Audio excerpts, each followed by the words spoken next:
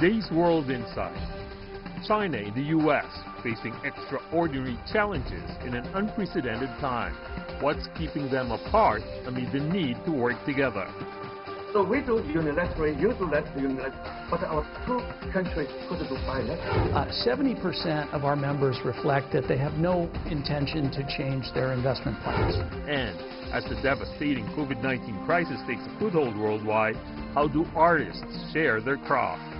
Words of experience from one of the world's greatest ballerinas. I can feel the music within and within the movement, and just to deliver from inside out.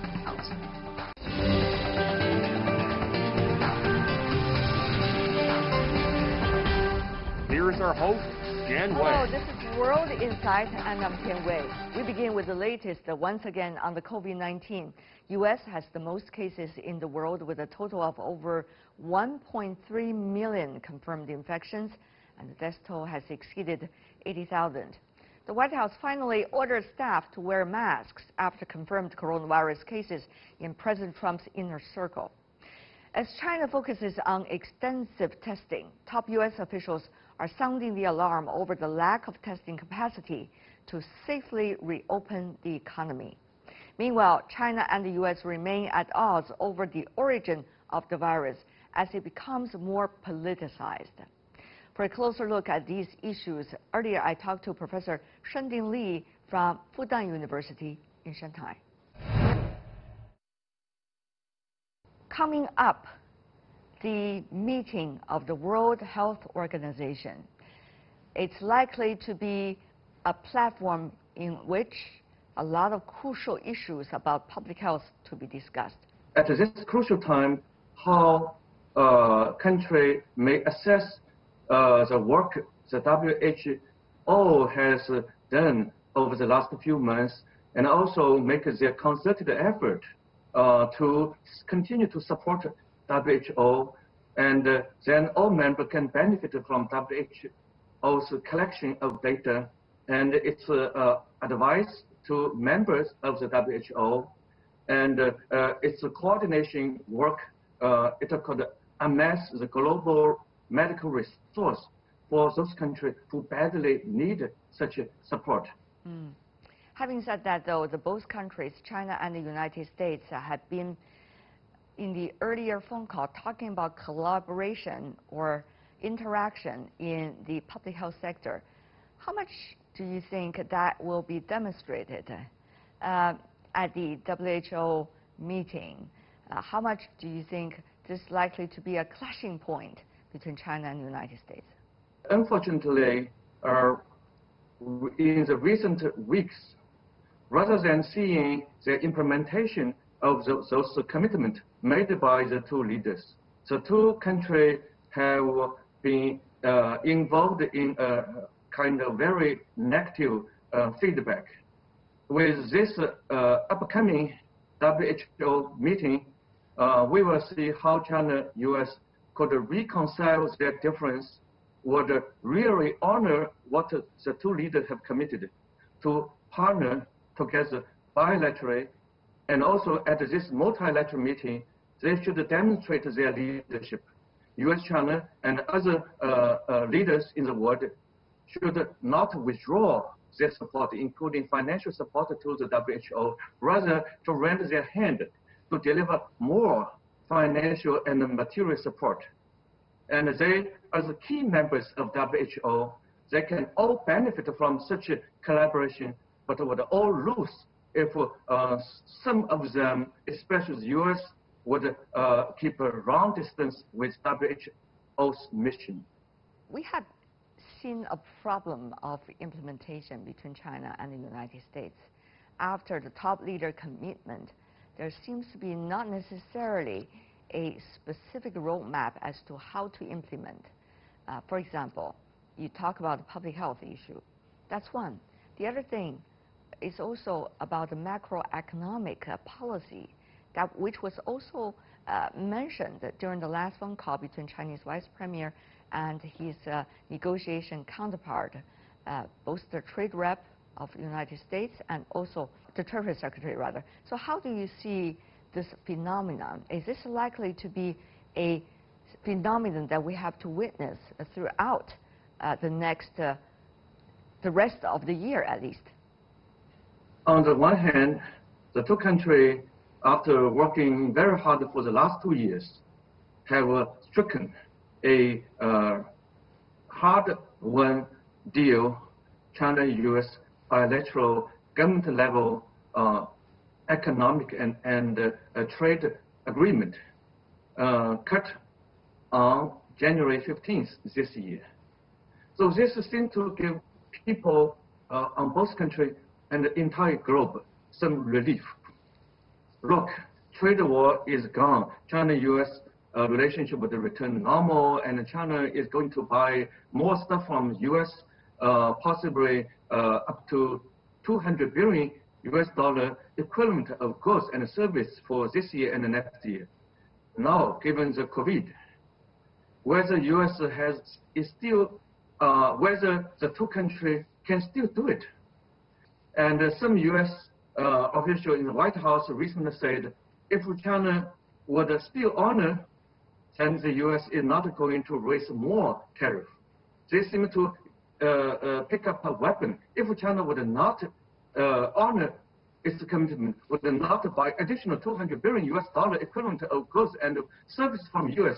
is going to punish China more.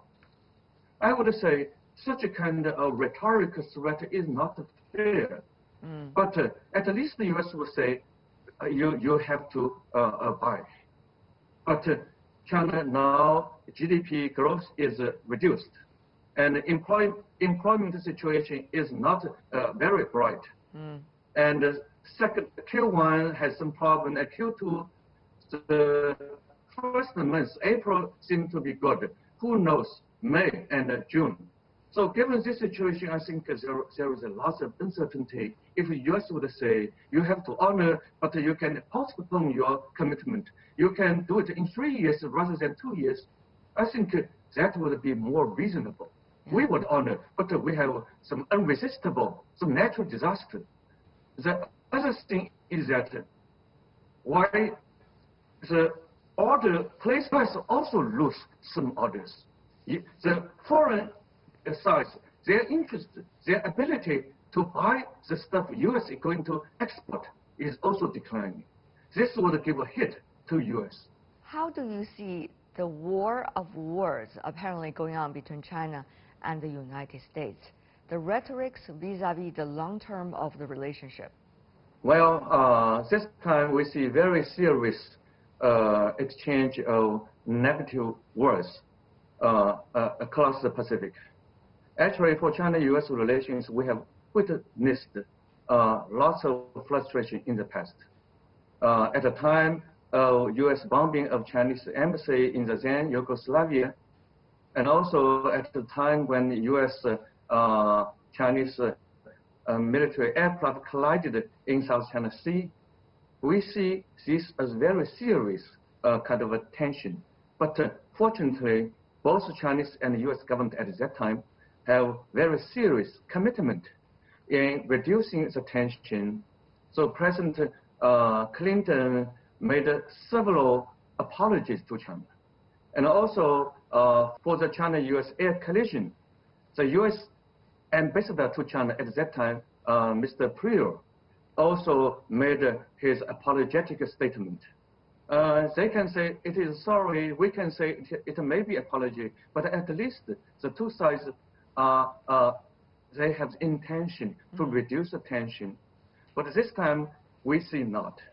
Actually, when China-U.S. are facing the common enemy, the virus, they should have all the determination to work together, to collaborate, to beat the virus, as they did several years ago in West Africa in dealing with the Ebola. But this time, U.S. side deeply suspected that China has invented the disease. This is very unreasonable, unlogical, and unscientific. Therefore, China had to strike back. Luckily, not all American people, I have lots of American friends, they're very, very rational. They appreciate the deep Chinese commitment to sacrifice ourselves to help the world by locking down Wuhan, Hubei, and later on much of China.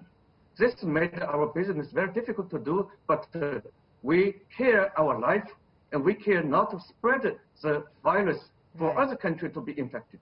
Having known all the latest situation, which is mind-boggling, what do you think could be the solution?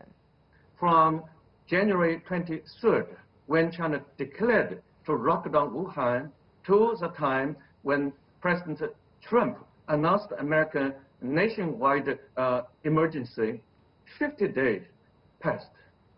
So he needs to reflect what he has done over those 50 days. So I would not say he is wrong, but he has certain things to reflect. If he could come down to take the good advice of his intelligence chief, that the Chinese side has not manufactured the disease, has not artificially created disease. I need no apology, but at least to honor your word.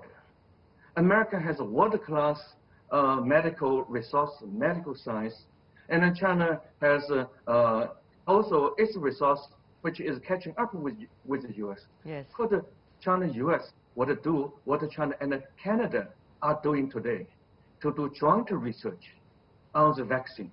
Right. And our military and U.S. military used to work in West Africa 6 years ago to defeat Ebola. But this time, can we do similar? So we do unilaterally, you do unilaterally, but our two countries could do bilaterally. And we can help the WHO, probably at the upcoming meeting, China-U.S.